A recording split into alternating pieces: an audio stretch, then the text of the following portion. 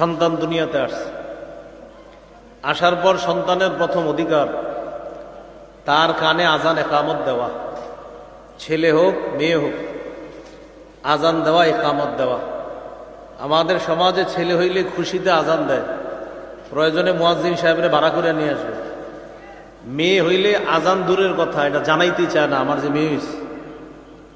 সূরা নাহলের 58 নম্বর আয়াতে আল্লাহ বলেন, وَإِذَا بُشِّرَ أَحَدُهُم بِالْأُنثَى ظَلَّ وَجْهُهُ مُسْوَدًّا وَهُوَ كَظِيمٌ। কিছু মানুষ আছে তাদেরকে যখন কন্যা সন্তানের সুসংবাদ দেওয়া হয়, ظَلَّ وَجْهُهُ مُسْوَدًّا, চেহারাটা কালো হয়ে যায়, وَهُوَ كَظِيمٌ, কপাল কুঁচকায়, কপালটা কুঁচকায় পুরা রাগান্বিত অবস্থায় থাকে, মেজাজ খারাপ। বন্ধুদেরকে বলছে আমার স্ত্রী সন্তান সম্ভবা, সন্তান আসবে আগামী 2-3 দিনের মধ্যে। সর্বশেষ বন্ধুদেরকে জানাইছে আগামীকাল আমার স্ত্রীর সন্তান দুনিয়াতে আসবে বলে আমরা ইনশাল্লাহ আশাবাদী। পরের দিন বন্ধুদেরকে আর জানায় না সন্তান হয়েছে না হয়েছে। বন্ধুরা ফোন দিয়ে কয় কি খবর, সুসংবাদ আসছে? তোকে বাতিজি হয়েছে, তোদের ভাতিজি হয়েছে। মানে এটা সে নিজে থেকে বলে নাই, জিজ্ঞাসা করছে তোদের ভাতিজি হয়েছে। বিপরীত দিকে যদি ছেলে হইতো, আপনার বিশ্ব রোডের আশেপাশে যত দোকান আছে মিষ্টির, সব দোকানে অর্ডার আসতো যে কোনটা ভালো, কোনটা কোন পর্যায়ের মেহমানরে দিবে, এই ব্যাপারে তার আন্তরিকতার কোনো শেষ থাকতো না। বন্ধুদের ফোন দেওয়া লাগতো না, সে নিজেই ফোন দিত, আল্লাহ দিলে তোদের ভাতিজা হয়েছে। তো আগেরটা কে দিছে? অথচ আল্লাহ তাআলা কোরআনে সন্তান দেওয়ার ক্ষেত্রে আগে কন্যার কথা বলছে। সূরা শুরা 49-50 নম্বর আয়াতে আল্লাহ বলেন, লিল্লাহি মুলকুস সামাওয়াতি ওয়াল আরদ ইয়াখলুকু মা ইয়াশা ইয়াহাবু লিমান ইয়াশাউ ইনাসা ওয়া ইয়াহাবু লিমান ইয়াশাউ যুকুর। আসমান জমিনের রাজত্ব আল্লাহর, তিনি যাকে ইচ্ছা তাকে কন্যা সন্তান দান করেন, যাকে ইচ্ছা ছেলে সন্তান দান করেন।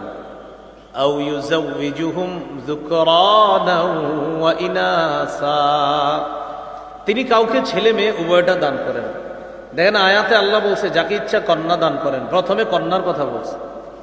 আয়াত দ্বারা বোঝা যায় প্রথম কন্যা হওয়া খুশি বেশি হইতে হবে আপনার না, আল্লাহ প্রথমে কন্যার কথা বলছে। এরপরে বলছে যাকে ইচ্ছা তাকে ছেলে দান করেন। এরপরে আল্লাহ বলেন কাউকে আল্লাহ ছেলে মেয়ে উভয়টা দান করেন। ওয়ায়াজআলু মান ইয়াশাউ আকিমা, আল্লাহ চাইলে কাউকে ছেলেও দিবেন না মেয়েও দিবেন না, ওই নারীকে বন্ধা বানাবেন, এই ক্ষমতাও কার? আল্লাহ। এই জন্য প্রিয় ভাইয়ারা, সন্তান হইলে শুকরিয়া আদায় করা, সেটা ছেলে হোক মেয়ে হোক। কত মানুষের সন্তান হয় না, তাদেরকে জিজ্ঞাসা করবেন যে একটা সন্তানের জন্য তাদের কত পেরেশানি, কত কষ্ট। এই জন্য সন্তান দেওয়া না দেওয়ার মালিক একমাত্র আল্লাহ। তাহলে মেয়ে দেয় কে? বলেন সবাই, মেয়ে দেয় কে? ছেলে দেয় কে? তাহলে মেয়ে হলেও বলেন আলহামদুলিল্লাহ, মেয়ে হলেও ছেলে হলেও আলহামদুলিল্লাহ। আল্লাহ আমাদেরকে কথাগুলা মনে রাখার তৌফিক দান করুন। তাহলে ছেলে হোক মেয়ে হোক আজান দেওয়া। আবু দাউদের হাদিস 5105 নম্বর হাদিস। এই হাদিসের বর্ণনাকারী উবাইদুল্লাহ ইবনে আবি রাফি তিনি বলেন, রাআইতু রাসূলুল্লাহ সাল্লাল্লাহু আলাইহি ওয়াসাল্লাম আযানা ফি উযুনিল হাসান ইবনে আলী ইবনে আবি তালিব হিনা ওয়ালাদাতহু ফাতিমাতু বিস-সালাহ।